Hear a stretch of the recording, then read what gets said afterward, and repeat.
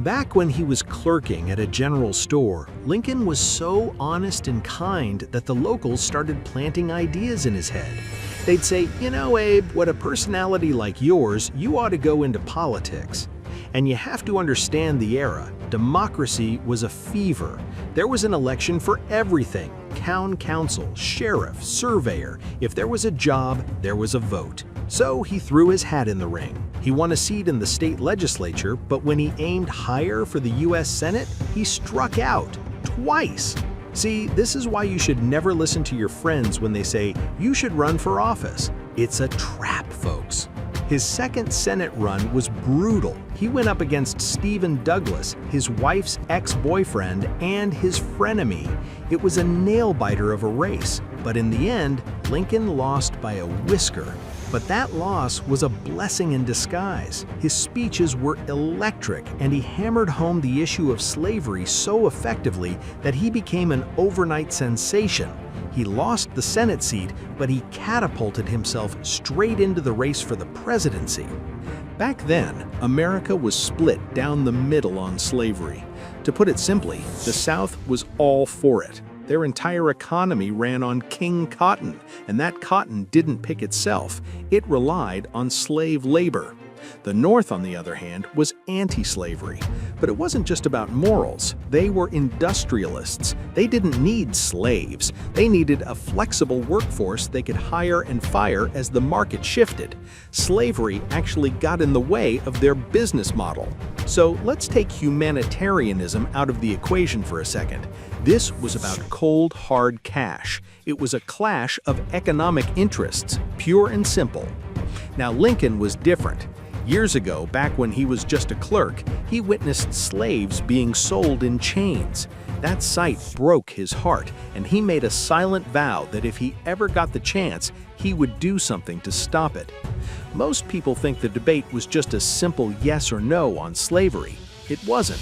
The real political war was about the details. Do we abolish it instantly in states where it already exists? Do we phase it out? Do we just stop it from spreading? That nuance is where the real fight happened. Lincoln was morally opposed to slavery, no question about it, but he was also a pragmatist. He knew that ripping the institution out overnight would crash the economy and cause total chaos, so he pitched a moderate path. Let's stop it from spreading, but for the states where it already exists, let's phase it out gradually. But the country was incredibly polarized. On one side, you had Northern radicals screaming, "Abolish it all right now." On the other, Southerners yelling, "You're destroying our livelihood." Everyone was sprinting to the extremes. By standing in that messy middle, end it eventually but handle it carefully, Lincoln pulled off a magic trick. He wasn't anyone's passionate first choice, but more importantly, he wasn't anyone's mortal enemy. He positioned himself perfectly as the safe alternative. His game plan was simple. Don't be the loudest guy in the room, don't alienate anyone. He instructed his team not to attack rivals and not to brag about his resume. He focused entirely on the message, the ideals, and the vision for the future. You have to understand, the Republican Party back then wasn't the machine it is today. It was basically a Frankenstein monster stitched together from the collapse of the Whig Party, joined by defectors and random smaller factions who all hated slavery. Lincoln was actually the very first Republican to ever win the presidency. It was a melting pot of misfits. You even had disgruntled Democrats in the mix, so there was zero unity or identity. The big shots running for the nomination were mostly old-school Whigs, which was a problem because the new guys didn't trust them at all. The party was a mess. There was no single national hero that everyone agreed on. With so many different ideologies and state interests clashing, there wasn't a verified leader who could actually rally the whole troop without starting a fight. It was a classic case of polarization. If a candidate was a rock star in one state, he was practically public enemy number one in the next. Let's look at the lineup. You had heavyweights like William Seward and Salmon Chase, senators, governors, big resumes. But the problem with being a powerful governor is that while your home state loves you, everyone else tends to think you're arrogant or too radical. They had as many enemies as they had friends. Then there was Edward Bates, a judge and elder statesman. He He was nice, safe, but maybe a little too safe. He didn't offend anyone, but he didn't exactly set the world on fire either. He was just plain vanilla. Lincoln was the wild card, a literal backwoodsman crashing the party. Coming into the convention, the pundits had him ranked a distant 4th. He was a long shot. The delegates were totally polarized. It was a love-hate relationship with the top candidates. You had camps screaming, "He's our savior," and others yelling, "Anyone but him." But Lincoln, since he was way back in 4th place, he flew under the radar. Nobody hated him enough to block him.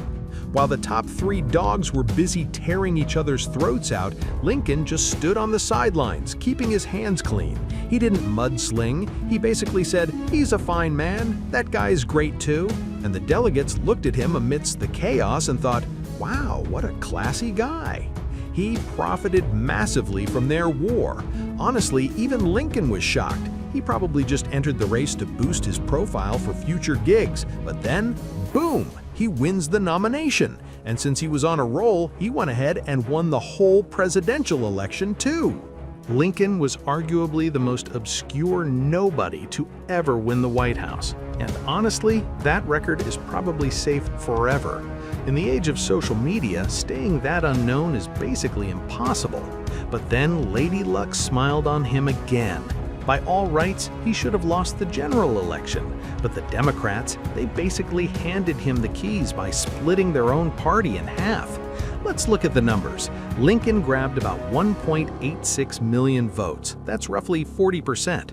His main rival, Douglas, got 1.38 million, or about 29.5%. Looks like a solid lead, right? But wait, John Breckinridge, the Southern Democrat, siphoned off 850,000 votes. If the Democrats hadn't fractured, those votes combined would have crushed Lincoln. And then you had John Bell taking another 590,000. So if you look at the Electoral College, it was a slaughter. Lincoln won 180 to Douglas's 12. But in the popular vote, he was a minority president with only 40% of the country actually backing him. Lincoln barely had time to warm the chair in the Oval Office before everything exploded. 1 month in, the North-South divide hit a breaking point. Sure, he won because the Democrats split, but the South looked at him and thought, this guy only got 40% of the vote. He's weak. One push and he'll crumble. To make matters worse, his party didn't even control Congress. The South didn't wait around. They seceded immediately, sparking the Civil War. They formed the Confederacy and elected their own president, Jefferson Davis. In response to this chaos, Lincoln would later play his historic card in 1863, the Emancipation Proclamation. Now, was the Civil War only about slavery?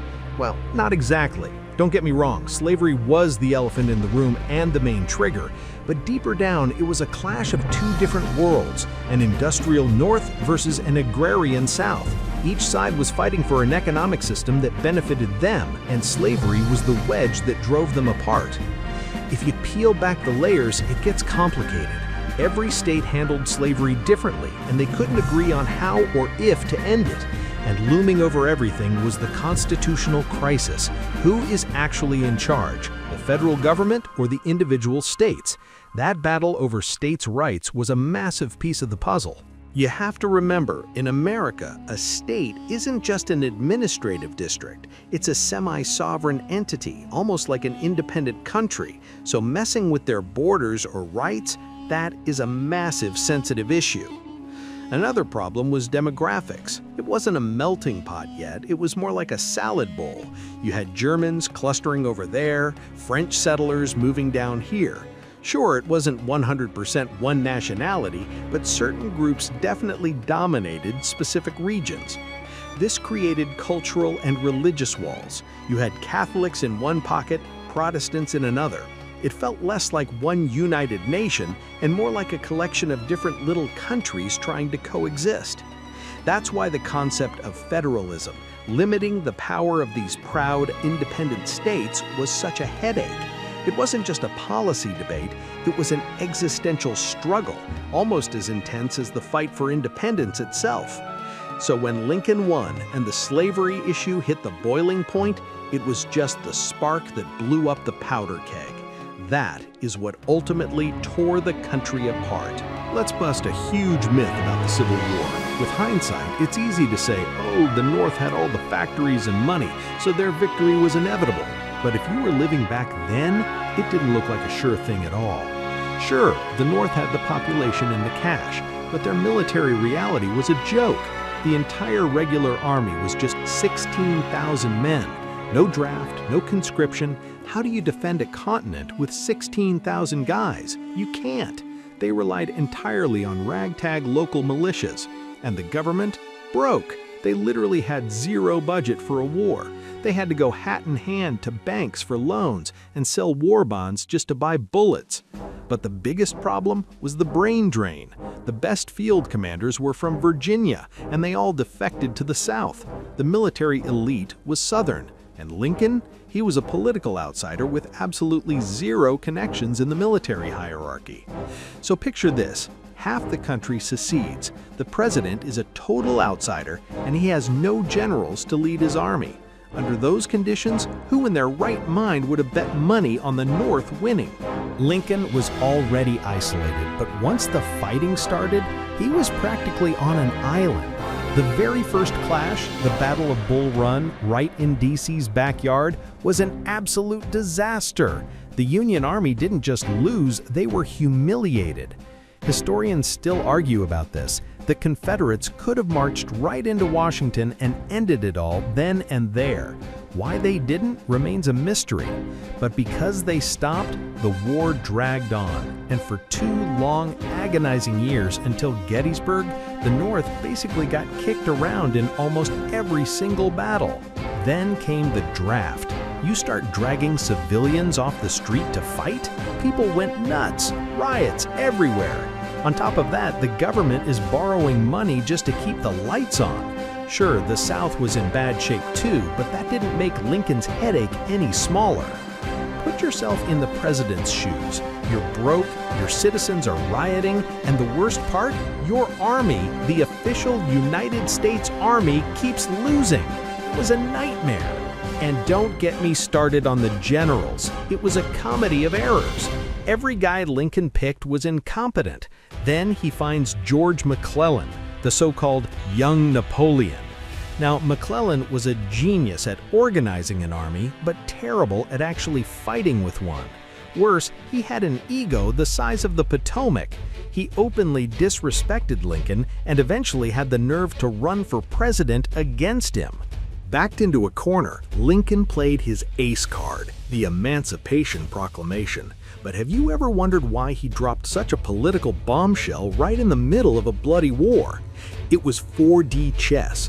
You see, the South was the world's cotton supplier. Britain and France were addicted to that Southern cotton, and it looked like they were about to jump in and help the Confederacy just to keep their factories running. But Lincoln knew their weakness. Both Britain and France had already banned slavery. By making the war explicitly about ending slavery, he set a trap. They couldn't support the South without looking like massive hypocrites. He effectively froze them out of the war. Lincoln navigated through this absolute nightmare with sheer grit and iron will. His belief in one nation wasn't just a slogan, it was his religion, and he refused to compromise on the Union, no matter the cost. That unshakable resolve is what built the America we know today. And honestly, that is exactly why, after all these years, we still look up to him as the greatest of them all. In the beginning, the Union generals were basically glorified bureaucrats, great at paperwork, terrible at fighting. The Confederate generals, they were tactical geniuses, the best in the country. But both sides shared one fatal flaw. They completely lacked strategic thinking. Why? Because they were used to commanding a tiny army of 16,000 men. They couldn't think big. And the few Southern generals who could think strategically were blinded by their anti-federal ideology. Their obsession with state independence actually warped their ability to run a unified war strategy. Lincoln was stuck. He couldn't just pick the best man or fire the worst. It was all politics and seniority. He basically had to ask, okay, who's next in line for a promotion? So instead of leaders, he got a parade of incompetent guys who were just next in line. But Lincoln, he saw the big picture. He knew nothing about war, so he went to the library. And I don't mean he skimmed a few pages. Lincoln studied until he mastered it. He didn't do halfway. He didn't stop until he knew as much as the generals. And that effort paid off. As the war dragged on, real talent started to emerge from the chaos. Lincoln spotted them immediately. He realized the North's true superpower was its endless supply of men and resources. He asked the million-dollar question: who has the guts to use our numbers to crush them? The answer was Ulysses S. Grant. Once Lincoln put a grinder like Grant in charge, the puzzle pieces clicked, the tide turned, and the road to victory was finally open. The war was over, but the fight for the future was just beginning. The radical Republicans wanted blood.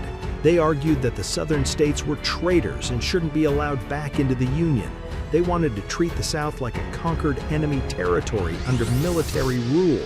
Their plan? Strip Southern whites of their voting rights, confiscate their land, and redistribute it to former slaves. It sounds insane today, right? But get this, even the so-called moderates were saying, okay, maybe not everyone, let's just confiscate land from the active Confederate supporters. That was the moderate view.